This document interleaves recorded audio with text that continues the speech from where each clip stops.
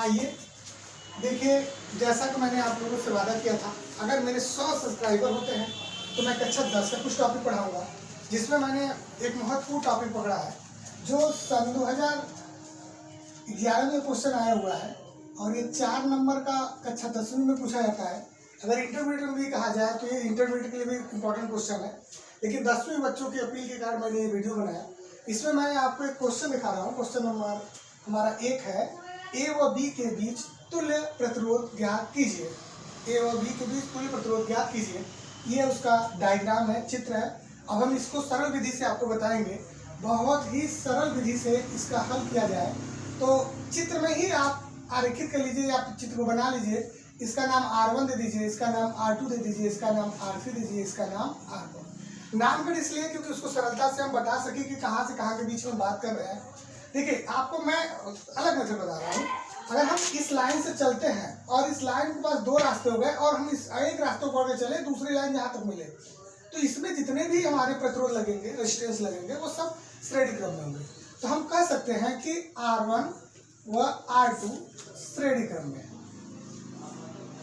तो R1 R2 श्रेणी क्रम में हुआ तो इनके R डैश, एक नया प्रतिरोध ले लीजिए जिसका नाम R डैश रख दीजिए।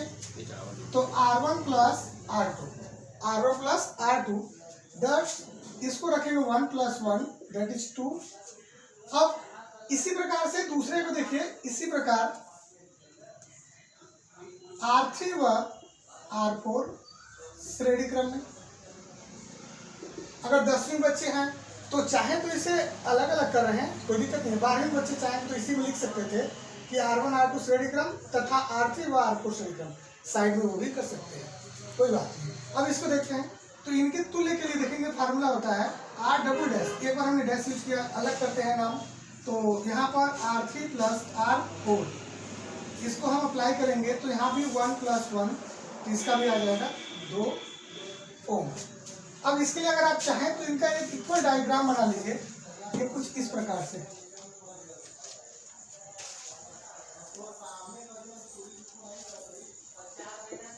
ये A, ये B हो गया, ये 2 ओम, ये 2 ओम, ये R1 डैश, ये R डबल डैश।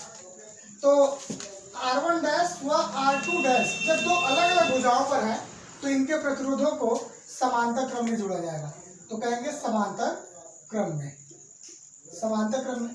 अब इसका तुल्य निकालने का मेथड है 1/R equal to 1/R2 R2। तो इसको करेंगे तो 1/2 1/2 1/R, आधा आधा जोड़ेंगे तो 1/R बराबर 1 आ जाएगा।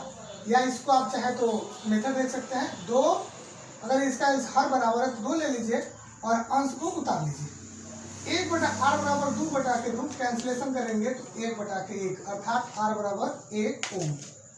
तो हम लोग उत्तर लिखेंगे, हाई स्कूल वाले बच्चे ध्यान देंगे, उत्तर लिखेंगे कि A व B के बीच तुल्य प्रतिरोध 1 ओम होगा।